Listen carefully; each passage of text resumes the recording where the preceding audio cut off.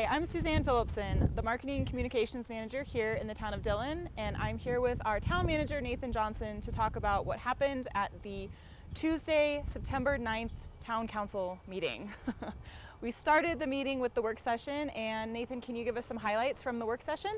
Absolutely, Suzanne. Thanks for having me today. So we started off the work session last night talking about a water plant expansion. This is tentatively scheduled for the upcoming couple years. It's just about $10.5 million in today's cost. Granted, we're only about 30% in on the design phase.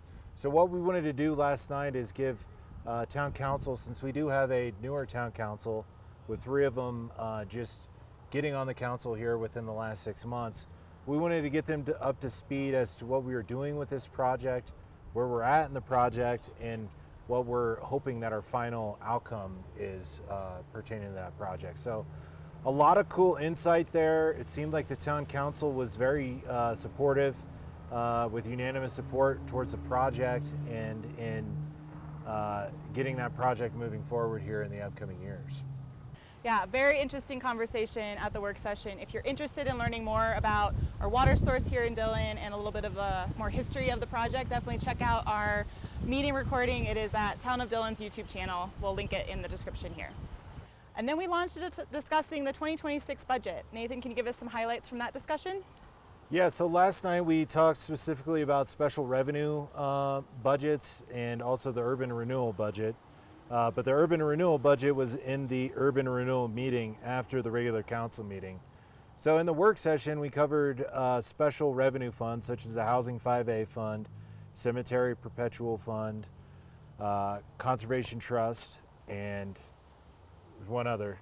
Anyhow, the highlights of that discussion was focusing on how can we acquire or develop more workforce housing in our community and how we can leverage those funds to partner with other entities in the county and including the county to further a lot of our workforce housing initiatives here for our local workforce.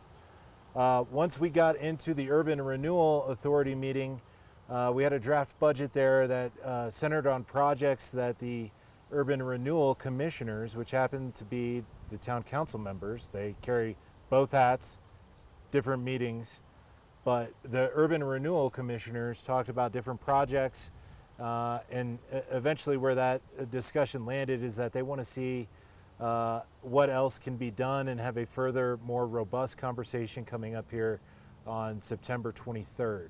So be on the lookout for that. We're going to have to do some scheduling modifications there because they want to block off a big section of time, probably about an hour and a half, 2 hours of time, to where they can sit down and hash out what their budget priorities are, what their priorities are for the town, and what that looks like for the future here moving forward.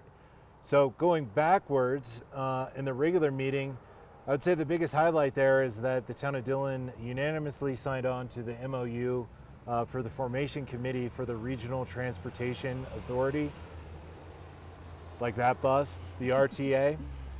So that's going to be a partnership with all the towns in the county here in Summit.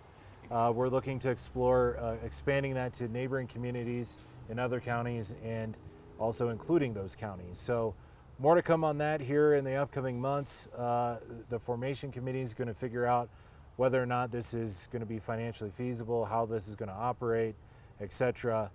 And as we go through the steps, the end goal there is to take this to the vote of the people here in November of 26. So more to come on that. Awesome. Hopefully you'll join us for our next meeting on Tuesday, September 23rd, and we'll see you for the recap after that one.